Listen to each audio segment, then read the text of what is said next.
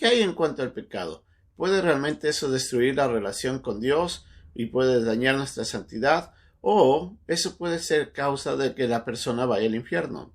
¿Es el infierno real o es el infierno algo creado? ¿Y qué pasa con eso? ¿Cómo una persona puede ser librada del infierno? ¿O cómo una persona sabe de que tal vez no irá al infierno, pero tiene que restablecer su vida con Dios? Preguntas como esas pueden generar tantas inquietudes. Y hay una sola verdad. Y esa verdad se encuentra en la palabra de Dios. Hoy día el Señor Jesucristo nos habla sobre el pecado, el arrepentimiento, el alejarnos de las tentaciones, pero también sobre el infierno. Es la lección de hoy día en un momento con Dios.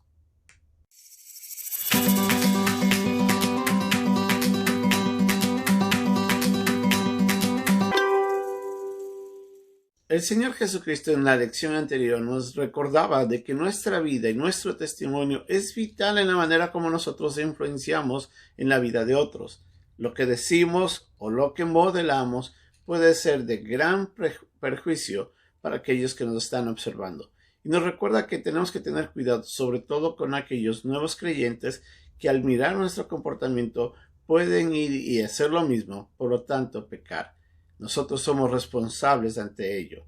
Pero también en estos pasajes que estamos viendo, el Señor nos recuerda ahora nuestro propio pecado. Cómo nosotros vivimos, qué es lo que hacemos y qué tenemos que hacer para alejarnos de nuestras tentaciones.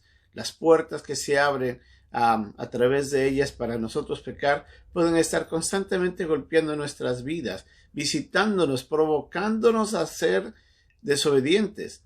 Y ahí es donde nosotros tenemos que tener mucho cuidado. En el versículo 50 del pasaje de Marcos capítulo 9 nos recuerda que nosotros somos sal. Dice, buena es la sal, mas si la sal se hace insípida, ¿con qué la sazonaréis? Nos recuerda Jesucristo que nosotros debemos más bien ser preservantes de esta contaminación en la que se vive en el mundo. Nosotros tenemos que ayudar a alejar a la gente del pecado. Pero, ¿qué podemos hacer?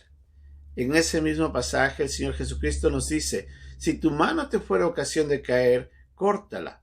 Nos recuerda en el versículo 43, mejor te es entrar en la vida manco que teniendo dos manos ir al infierno, al fuego que no puede ser apagado.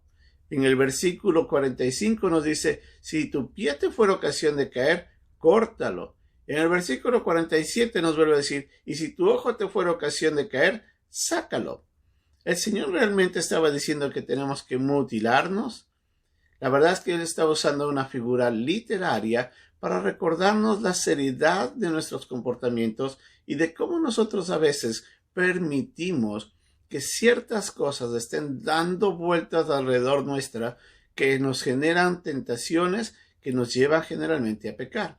Y nos dicen, si hay algo que está molestando, si hay algo que te estorbo, mejor sácalo de tu vida. Literalmente nos está pidiendo de que tenemos que desprendernos de aquellas cosas que no nos hacen bien. A veces son relaciones. Puede ser un amigo, puede ser un familiar, puede ser nuestros compañeros de trabajo que nos hacen daño. A veces puede ser también algunas actividades que tenemos. Tal vez ver mucha televisión, tal vez dedicarnos mucho tiempo a cosas improductivas, tal vez como videojuegos o cosas como esa que nos generan daño y nos están alejando del Señor. Nosotros tenemos que estar atentos y si hay esas cosas que están ahí, deberíamos dejar eso atrás. Nosotros tenemos que buscar la santidad y la única manera es desprendiéndonos de todo eso. Más bien, la Biblia nos anima a huir de las tentaciones, a huir de las posibilidades. Es de necios tratar de decir de que yo puedo enfrentar las tentaciones y que yo puedo vencerlas y me enfrento a ellas constantemente. Al contrario, lo que nosotros nos estamos haciendo es necios pensando de que eso es posible. Deberíamos alejarnos por completo, no deberíamos estar jugando con esas puertas de tentación que se presentan en nuestras vidas y que nos llevan a pecar. Hay que tener mucho cuidado. Aléjese de eso.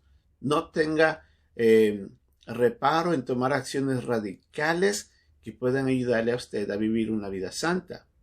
Pero el Señor también nos recuerda de que la persona que no se ha arrepentido puede sufrir castigo eterno. Ahora, El castigo eterno no está en este pasaje hablando directamente de todas las personas que cometan pecados, sean estas salvas o no. Hay que recordar de que nuestra salvación se basa en nuestra fe en Cristo. En Romanos, en el capítulo 5, versículo 1, nos dice que justificados pues por la fe, tenemos paz para con Dios. Nuestra justificación, o sea, somos declarados justos por fe.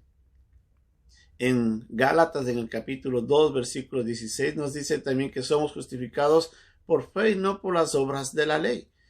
Ninguno será justificado por la manera de vivir. Más bien nuestra manera de vivir es la que nos condena a todos sin excepción alguna. Es la fe en Jesús la que nos salva. Es la fe en el sacrificio de Jesucristo lo que nos otorga vida eterna. Eso es algo que tenemos que mantener siempre presente para aquellos que ya hemos recibido a Jesús. Y si usted todavía no está seguro de dónde va a ir, déjeme decirle, Jesucristo nos recuerda de que el infierno es real y es un lugar de condenación eterna, es un lugar de tormento. En el versículo 44 nos dice que es el lugar donde los gusanos de ellos no mueren y que el fuego nunca se apaga, haciéndonos recordar de que lamentablemente ese lugar, el infierno, es real, pero es un lugar de tormento, es un lugar de tormento eterno. Si usted quiere librarse de la condenación, del infierno, lo que usted tiene que hacer es mirar en Jesús como su Salvador personal. Él murió en la cruz para que usted y yo podamos tener perdón de pecados.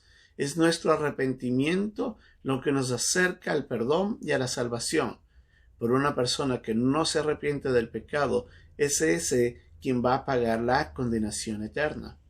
Por eso Jesucristo nos dice, si tú quieres ser salvo, mira, aléjate del pecado, búscame a mí, y Él nos perdona.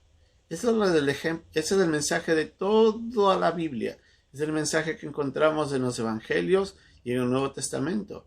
La salvación es únicamente por fe, por aquellos que se arrepienten del pecado y buscan la misericordia y la gracia de Dios, al depositar su esperanza en aquel que murió para nuestra salvación.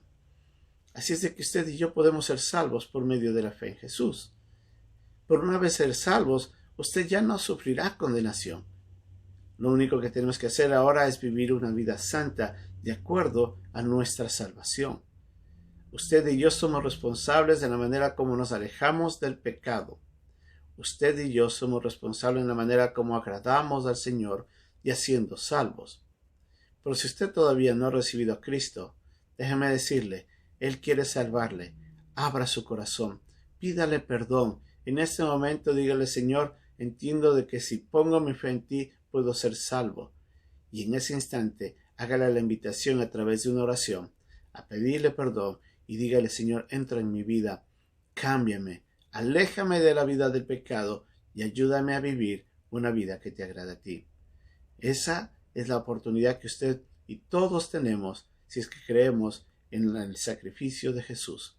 Que Dios nos ayude primero a los que no han recibido a Cristo a ser salvos, a que reciban a Jesús, y a los que ya conocemos al Señor, que Él nos ayude a vivir una vida agradable a Él, y que si tenemos que dejar algo atrás que nos está afectando, que tomemos la decisión una vez y radical de no volver a cometer más de esos pecados.